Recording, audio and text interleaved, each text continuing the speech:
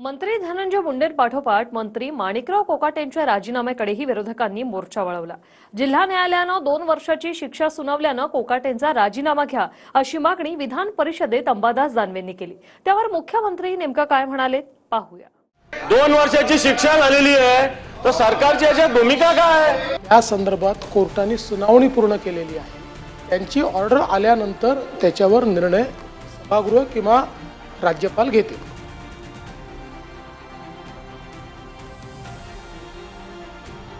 अधिवेशनाच्या पहिल्याच दिवशी विधान परिषदेत मंत्री माणिकराव कोकाटेंच्या राजीनाम्याचा मुद्दा तापला।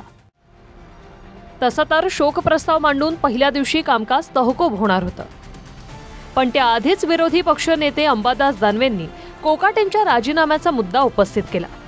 कोर्टाने शिक्षा सुनावली, त्यामुळे राजीनाम्यावर सरकारची भूमिका काय असा सवाल दानवेंनी केला। एका मंत्र्याला शिक्षा झालेली आहे आणि या शिक्षेला कोणत्याही प्रकारची स्थगिती आतापर्यंत नाही। 2 वर्षाची शिक्षा झालेली आहे तर सरकारची याच्यात भूमिका काय आहे? सरकारची याच्यात भूमिका काय? जरा सभागृहाने सरकारने जर पाहिजे होता। आपण मी शोक प्रस्तावानंतर बोलता येणार नाही म्हणून मी आपली परवानगी मागितलेली आहे, परंतु एका मंत्र्याला शिक्षा झालेली सभापती महोदय। माननीय विरोधी पक्षनेत्याला मी एवढं सांगू इच्छितो, आपण मंत्री महोदयांच्या संदर्भात जे मांडता आहात त्या संदर्भात कोर्टाने सुनावणी पूर्ण केलेली आहे आणि क्लोज फॉर ऑर्डर ठेवलेला आहे। त्यांची ऑर्डर आल्यानंतर त्याच्यावर निर्णय सभागृह किंवा राज्यपाल घेतील। शिक्षेच्या स्थगितीवरून कोर्टाचा निकाल आल्यावर विधिमंडळ किंवा राज्यपाल निर्णय करतील असं मुख्यमंत्री म्हणाले। कागदपत्रांमध्ये फेरफार करून म्हाडाच्या योजनेतील मुख्यमंत्र्यांच्या कोट्यातून घरं मिळवल्याचा आरोप जिल्हा न्यायालयात सिद्ध झाला।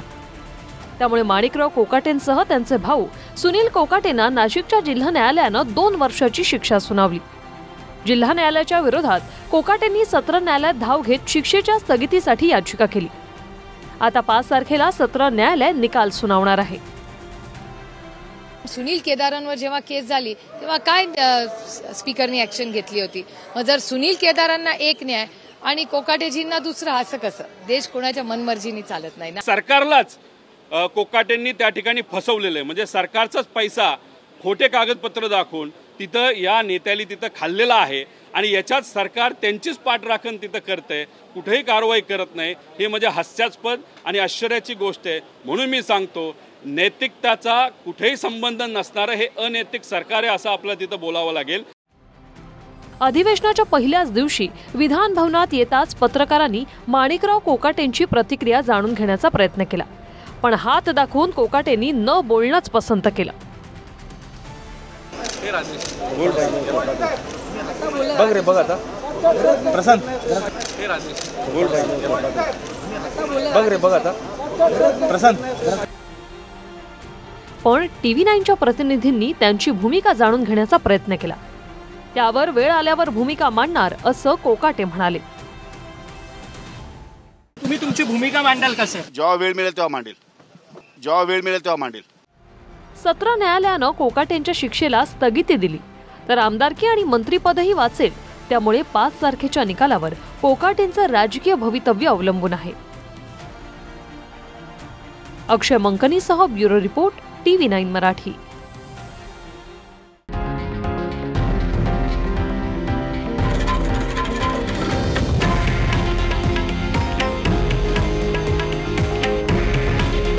हे आहे देशातील नंबर 1 न्यूज नेटवर्क आणि आपण पाहत आहात TV9 मराठी। काळजी तुमची, हित महाराष्ट्राचं।